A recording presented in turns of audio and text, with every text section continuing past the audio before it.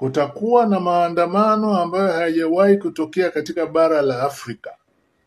Maandamano yatakayotokea tarehe 9, sijui wewe utakimbilia wapi. Hakutakuwa na mswalie mtume. Maandamano hayo yatakuwa ni maandamano yaliyojaa utulivu, maandamano ambayo hayana fujo, wala hakutachomwa vitu vya watu kama ilivyotokea ile mara ya kwanza. Ile mara ya kwanza watu walijaa hasira sana. Sasa wanaelewa kitu kinachotakiwa. Lengo la maandamano ni kumuondoa Samia Suluhu Hassan madarakani, na maandamano haya yatakuwa ni maandamano ya mwendelezo mpaka utakapoondoka madarakani.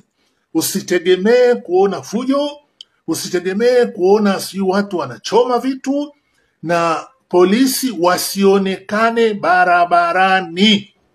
Tunachotaka wanajeshi ndio wawe barabarani wakiwa pamoja wanaandamana na waandamanaji. Wasionekane polisi barabarani.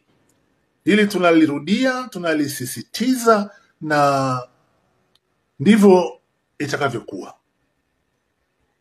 Mama Samia, umefika wakati wa kuachia ngazi.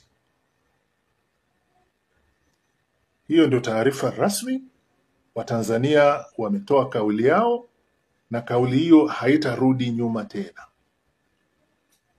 Watanzania wamechoka.